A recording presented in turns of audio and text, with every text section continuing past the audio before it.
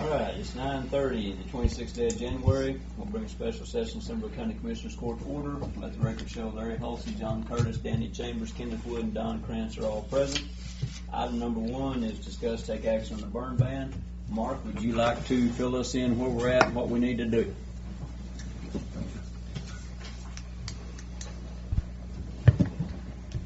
We need a burn ban. Okay. Well, due to recent fire activity, we look at several things whenever we're trying to decide whether we need a burn ban or not. And you look at your fuel, which you can look at the KBDI, which tells you how dry the ground is and whether your fuel's dead or not. So if you didn't have a hard freeze, you might still have some greens out there, and that would slow things down. But we had some hard freezes. Everything's dead. The moisture content is low. And then when it comes to the weather, you're looking at 3 elements. You're looking at wind, temperature, and relative humidity. And when they call it 80-20-20, when you have temperatures close to 80 and your relative humidity gets around 20% and your wind speeds get up to 20, that is the perfect storm. And we've had several of those lately, as you can see by watching the news. So we're in that time of year where those 3 things are going to be hovering around those areas in combination with the dry fuel. So that's why we're seeing the increased fire activity. We've been running anywhere from 4 or 5 grass fires a week, which which is usually not a big deal, but when you combine it with all those things, they move faster and quicker, or faster and quicker is the same thing, but they move faster. So that's why I'm recommending the burn ban. Mark, on the grass fires that we've been responding to, what's the primary source of ignition? 2 things I've seen lately. Well, you always have the control burns that get out of control.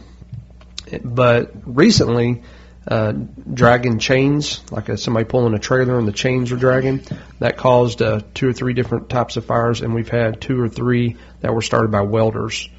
And so when I drive around and I see somebody welding, I stop and, hey, remind them that y'all need to have a fire extinguisher out here and a fire watch person. It's somewhat alarming to think that a chain dragging, is indicative of how dry and low humidity, the amount of a low humidity situation that just a little spark can. Yep. Yesterday at 11 a.m., the humidity was 31%, and an hour later it was 19%, and then it dropped to 14% yesterday. Anything below 30%, we start, getting ready. If it gets around 20%, we go ahead and put our gear on because we're going somewhere. That glass laying in a bar ditch, somebody mowing and chips a rock, any of those things will start a fire when the humidity is that low. So these things, it doesn't matter whether we have a burn ban or not to cause this, but we need a burn ban. I'd say a third of the calls are control burns that get out of control. So you'll prevent a third of them immediately if they're compliant. And with a burn ban, it might warn people like welding and stuff more. Yes, exactly. And we put the signs up. The county will go around and put the signs up at the city or the county limits, and that.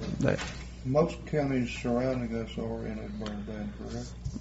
Everything west of us is. Hood County, as of yesterday when I looked, Hood County was not, Johnson County was not, Boston County was not, but everybody west was. Erath County, right on that line. We're right on the line. We're bordering the ones north and west. Exactly, and because we're in that river basin, we're the KBDI, we're a little bit higher than those to the west of us, but we're the divider.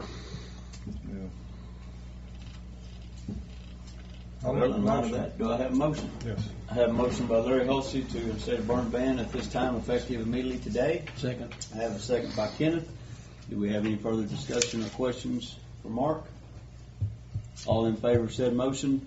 That's 5 for, 0 against. Thank you, Mark. Yes, sir. Item number 2, approve budget transfers. There are none. Number 3, any county bills need to be paid. There are none. I make a motion to adjourn this meeting. I have a motion by Kenneth to adjourn. Do I have a second? You have a second. I have a second by Don. All in favor? That'll be 5 for, 0 against. We're adjourned at 9:35. Thank you, good old boys. Ladies?